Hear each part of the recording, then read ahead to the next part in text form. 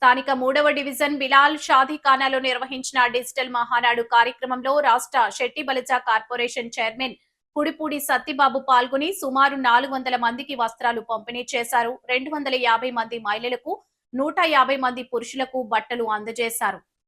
ఆయన మాట్లాడుతూ వేదిక ఏదైనా తెలుగుదేశం పార్టీ నాడి ఒకటేనని, కార్యకర్తల ఐక్యతే పార్టీ బలమని అన్నారు. నందమూరి తారక రామారావు స్థాపించిన తెలుగుదేశం పార్టీ దేశంలోనే అత్యంత క్రమశిక్షణ కలిగిన రాజకీయ పార్టీగా ప్రత్యేక గుర్తింపు తెచ్చుకుందని తెలిపారు. ముఖ్యమంత్రి నారా చంద్రబాబు నాయుడు సమర్థ నాయకత్వం, విద్యా ఐటీ శాఖ మంత్రి, తెలుగుదేశం పార్టీ జాతీయ వర్కింగ్ ప్రెసిడెంట్ నారా లోకేష్ అభినవ ఆలోచనల ఫలితంగానే డిజిటల్ మహానాడు విజయవంతమైందన్నారు. ఆధునిక సాంకేతికను వినియోగించి పార్టీ కార్యకర్తలను ఒకే వేదికపైకి తీసుకురావడం తెలుగుదేశం పార్టీ ప్రత్యేకత అని పేర్కొన్నారు. ఈ మహానాడు వేదికగా నవతరం నాయకత్వానికి నారా లోకేష్ స్పష్టమైన దిశానిర్దేశం చేశారని, భవిష్యత్తు రాజకీయాలు ప్రజా సంక్షేమమే లక్ష్యంగా కొనసాగుతాయని పేర్కొన్నారు. తెలుగుదేశం పార్టీ అభివృద్ధి కోసం రాజమండ్రి సిటీ ఎమ్మెల్యే ఆదిరెడ్డి శ్రీనివాస్ నిరంతరం కృషి చేస్తూ కార్యకర్తలకు అండగా నిలుస్తున్నారన్నారు. తెలుగుదేశం పార్టీ జిల్లా ప్రధాన కార్యదర్శి కాశీ నవీన్ కుమార్, స్థానిక నాయకులు, కార్యకర్తలు పాల్గొన్నారు.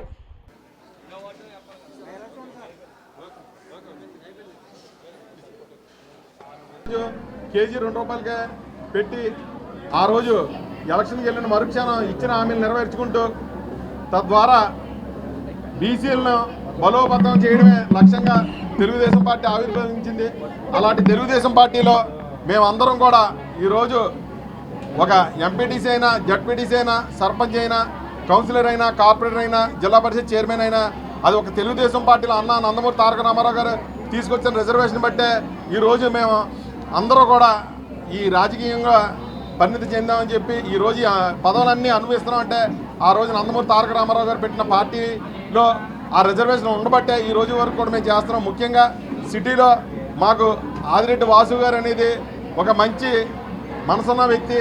ఆ వ్యక్తి దగ్గరికి మేము ఏ కష్టమన్నా తీసుకెళ్తే ఏమంటే మరుక్షణమే పార్టీ తరఫున ఎంత అవుతుందో అంతా చూసి ఒకవేళ ద్వారా పార్టీ ద్వారా అవ్వకపోతే మళ్ళా ఏమంటే భవానీ చారిటబుల్ ట్రస్ట్ తరఫున ఆయన ఎన్నో సేవా కార్యక్రమాలు చేయడం, అలాగే మా వార్డు పరిధిలో, సిటీ పరిధిలో ఏది ఉన్నా సరే, చిన్న సమస్య ఉన్నా సరే దాన్ని ఎమ్మటనే తీసుకెళ్తే భవానీ చారిటబుల్ ట్రస్ట్ తరఫున విద్యా వైద్యం అనేది ఈ రోజులో ఎంతో ఉపయోగం అందరికీ కూడా తెలుసు.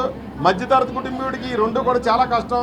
కానీ ఎన్డీఏ కూటమి అధికారంలోకి వచ్చిన తర్వాత ప్రైవేట్ స్కూళ్ళకి ధీటుగా గవర్నమెంట్ స్కూళ్ళు తయారు చేసి చాలామంది 10th క్లాస్లో మంచి మార్కులు సాధించడానికి మొన్న 16,500 పోస్టులు తీసిన లోకేష్ గారికి ప్రత్యేక ధన్యవాదాలు తెలుపుకుంటూ, ఎందుకంటే ఈ స్కూల్లో అనేది చాలా మధ్యతరగతి కుటుంబీకులకు చాలా పెద్ద భారం అయిపోతుంది. ప్రైవేట్ స్కూల్లో ఫీజులు కట్టకుండా ప్రతి సౌకర్యం కూడా ప్రైవేట్ స్కూల్లో ఏదైతే ఉందో దాన్ని కూడా గవర్నమెంట్ స్కూల్లో పెట్టి అందరూ కూడా మొన్న కూడా మేము అందరం కూడా డోర్ టు డోర్ తిరిగాం. ప్రైవేట్ స్కూల్ వద్దు, గవర్నమెంట్ స్కూల్ ముద్దని. ఆ విధంగా సుమారు రాజమండ్రి సిటీలోనే ఒక 500 మంది పిల్లలు ప్రైవేట్ స్కూల్ నుంచి గవర్నమెంట్ స్కూల్ కూడా జాయిన్ అయ్యారంటే అది కేవలం ఆదిరెడ్డి వాసు గారు చెప్పే విలువైన మాటలు ఆయన అందరూ కూడా ప్రతి దుక్కునికి వెళ్ళి చెప్పడం వల్ల ఈరోజు ప్రైవేట్ స్కూల్కి తగ్గి గవర్నమెంట్ స్కూల్లో కూడా స్ట్రెంత్ పెరుగుతుంది.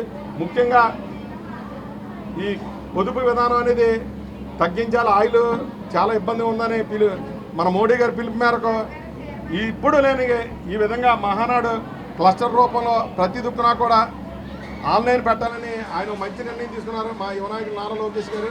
దానికి అనుగుణంగా ఇప్పుడు సుమారు సాయంత్రం 6 అయింది.